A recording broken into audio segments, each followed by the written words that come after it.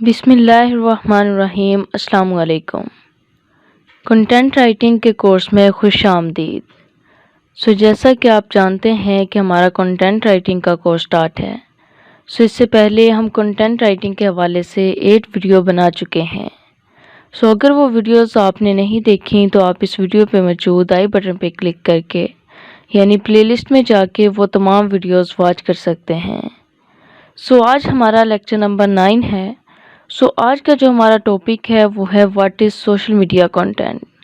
यानी आज हम बात करेंगे सोशल मीडिया कंटेंट की कि सोशल मीडिया कंटेंट क्या होता है और इसको किस तरीके से हम लिखते हैं, यानी किस तरीके से हम एक अच्छा सोशल मीडिया कंटेंट लिख सकते हैं। सबसे पहले हम बात कर लेते हैं सोशल मीडिया कंटेंट की कि सोशल मीडिया कंटेंट बेसिकली होता क्या है।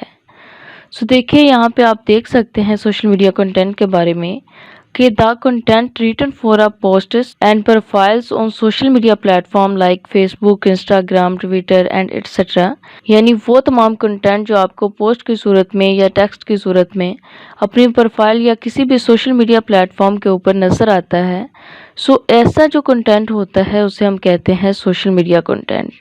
यानी अगर आप फेसबुक को या इंस्टाग्राम को ओपन करके देखें वहाँ पे आपको जितना भी कंटेंट नज़र आएगा, चाहे वो कोई पोस्ट हो या कोई आपको कैप्शन नज़र आए या कोई किसी प्रोडक्ट की डिस्क्रिप्शन हो, जितना भी वहाँ पे आपको कंटेंट नज़र आएगा उसको हम कहते हैं सोशल मीडिया कंटेंट। अब हम बात करते हैं कि किस तरीके से अगर हमने सोशल मीडिया कंटेंट लिखना हो तो किस तरह हम एक अच्छा कंटेंट लिख सकते हैं। सोशल मीडिया कंटेंट के बारे में सबसे पहले हम देख लेते हैं कि सोशल मीडिया कंटेंट के अंदर क्या क्या चीज़ें आती हैं। यानी अगर हमने सोशल मीडिया कंटेंट लिखना हो तो हमें पता होना चाहिए कि सोशल मीडिया कंटेंट में बेसिकली क्या क्या चीज़ें होती हैं। देखिए यहाँ पे फर्स्ट नंबर पे हमारे पास कैप्शंस। यानी फर्स्ट नंबर पे जो सोशल मीडिया कंटेंट के अंदर चीज़ शामिल है वो है कैप्शंस। यानी आप कोई भी पोस्ट देखें, पोस्ट के ऊपर आपको कुछ लिखा हुआ नज़र आएगा या आपको कोई और टेक्स्ट लिखा हुआ नज़र आएगा, वो होते हैं बेसिकली कैप्शंस। ये भी सोशल मीडिया कंटेंट का ही पार्ट है। उसके बाद आ गया हैशटैग्स।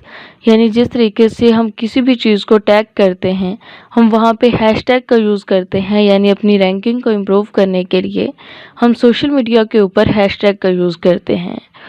जो हम हैशटैग का यूज़ करते हैं ये भी बेसिकली सोशल मीडिया कंटेंट का ही पार्ट है।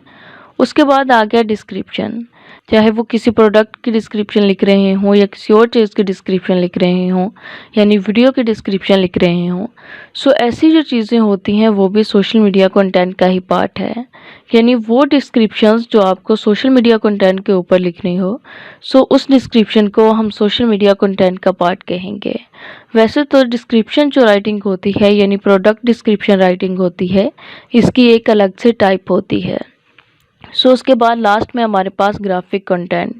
यानी ग्राफिक कंटेंट की अगर हम बात करें तो ग्राफिक कंटेंट वो कंटेंट होता है जिसमें हम पिक्चर्स का यूज़ करते हैं। यानी अगर आप फेसबुक को ओपन करके देखें तो वहाँ पे आपको बहुत सारी पोस्टर्स नज़र आएंगी। यानी आपको ऐसी पोस्ट नज़र आएंगी जिनके ऊपर लिखा कम होगा और वहाँ पे तस्वीरें ज़्यादा होंगी। ऐसा जो कंटेंट होता है उसे हम ग्राफिक कंटेंट कहते हैं, यानी जिसमें ग्राफिकली किसी चीज़ों को डिज़ाइन किया गया हो। देखिए यहाँ पे आप चेक कर सकते हैं कि जो सोशल मीडिया है, सोशल मीडिया के ऊपर एक्टिव यूज़र कितने हैं। यानी सोशल मीडिया कंटेंट लिखते हुए आपको पता होना चाहिए, यानी आपको अपनी ऑडियंस के बारे में पता होना चाहिए। आप देख सकते हैं यहाँ पे कि जो फेसबुक है, फेसबुक के ऊपर 2.41 बिलियंस डेली यूज़र होते हैं। यानी इतने यूज़र हैं जो डेली आते हैं फेसबुक के ऊपर। इसमें से 350 मिलियंस यानी 350 मिलियन लोग ऐसे होते हैं जो डेली बेस पे फेसबुक के ऊपर पोस्ट करते हैं। यानी इतनी एवरेज है वहाँ पे कंटेंट लिखने की। इसी तरीके से इंस्टाग्राम है, इंस्टाग्राम के ऊपर जो डेली यूज़र होते हैं, देखिए यहाँ पे 500 मिलियन डेली यूज़र हैं इंस्टाग्राम के ऊपर, जिनमें से 450 जो डेली यूज़र हैं वो इंस्टाग्राम के ऊपर आके पोस्ट करते हैं, यानी इंस्टाग्राम के ऊपर आके कंटेंट शेयर करते हैं। इसी तरीके से यूट्यूब है। सो यूट्यूब भी सोशल मीडिया कंटेंट का ही पार्ट है। सो आप इस पे भी देख सकते हैं कि 30+ मिलियन डेली यूज़र आते हैं यूट्यूब के ऊपर, जिनमें से कुछ ऐसे होते हैं जो वहाँ पे आके कंटेंट पोस्ट करते हैं और बाकी वहाँ पे देखने वाले होते हैं, यानी उस कंटेंट को रीड करने वाले यूज़र होते हैं। इसी तरीके से लिंक्डइन है। आप लिंक्डइन के बारे में भी देख सकते हैं कि 500 मिलियन प्लस मेंबर्स हैं, जिनकी एज 26 to 29 है, यानी इतने एक्टिव यूज़र हैं उसके ऊपर। इसके ऊपर 291 मिलियन मंथली यूज़र एक्टिव होते हैं, जिनकी एज ये होती है। उसके बाद ट्विटर है। ट्विटर के ऊपर 336 मिलियन मंथली एक्टिव यूज़र होते हैं, जो इस एज से इस एज तक होते हैं, यानी 18 ईयर से 29 ईयर तक के लोग होते हैं। सो ये है बेसिकली एवरेज, यानी यहाँ से आपको अंदाज़ा हो गया होगा कि सोशल मीडिया के ऊपर कितने एक्टिव यूज़र हैं और कितने लोग हैं जो वहाँ पे अपने कंटेंट को पोस्ट करते हैं, यानी वहाँ पे अपना कंटेंट लिखते हैं। सो इस चीज़ को देखने के बाद आपको पता चल गया होगा कि किस तरीके से आपने अपनी ऑडियंस को सिलेक्ट करना है, कि किस तरीके से आपने अपनी ऑडियंस को एंगेज करने के लिए वहाँ पे अच्छा कंटेंट लिखना है। सो देखिए यहाँ पे कुछ हमारे पास चीज़ें हैं, यानी इफ़ेक्टिव सोशल मीडिया कंटेंट, यानी किस तरीके से हम इफ़ेक्टिव सोशल मीडिया कंटेंट लिख सकते हैं। सो देखिए इसमें फर्स्ट है ब्रांड रिकॉग्निशन। सो इसमें क्या होता है कि जब आप किसी भी सोशल मीडिया प्लेटफॉर्म के ऊपर डेली बेस पे जाके कोई कंटेंट लिखते हैं, सो वहाँ पे आपका एक ब्रांड बन जाता है, यानी आपका एक नाम बन जाता है। लोगों को अवेयरनेस हो जाती है आपके बारे में। लोग जानने लगते हैं कि ये जो बंदा है, जो भी आपका लोगो हो, जो भी आपका वहाँ पे नेम हो, सो वहाँ पे आपका ब्रांड इम्प्रूव होता है, यानी लोगों का उसके ऊपर ट्रस्ट बिल्ड होता है। उसके बाद है ऑडियंस एंगेजमेंट, यानी ऑडियंस की एंगेजमेंट बढ़ती है। इसी तरीके से वहाँ पे लीड जनरेट होती है। बिल्डिंग कस्टमर रिलेशनशिप, आपको और आपके यूज़र के दरमियान एक रिलेशनशिप बढ़ता है, यानी जब आप किसी भी सोशल मीडिया प्लेटफॉर्म के ऊपर जाके कुछ शेयर करते हैं, यानी कोई कंटेंट लिखते हैं, तो वहाँ पे जो भी उसको रीड करता है उसके दरमियान और आपके दरमियान एक रिलेशनशिप बिल्ड हो जाती है। इसी तरीके से गेट कस्टमर फीडबैक होते हैं, यानी कस्टमर जब आगे से आपको कोई फीडबैक देता है तो आपका जो रिलेशन होता है वो और मजबूत हो जाता है, यानी इससे मार्केट की जो रीच होती है वो भी इन्हेंस होती है।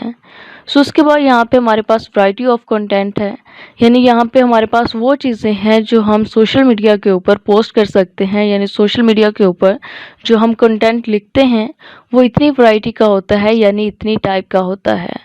सो इसमें फर्स्ट है इमेजेस, यानी फर्स्ट में आप इमेजेस का यूज़ करते हैं, ये भी एक कंटेंट का ही हिस्सा है। उसके बाद दूसरा है वीडियोस, यानी आप वीडियोस का यूज़ कर सकते हैं।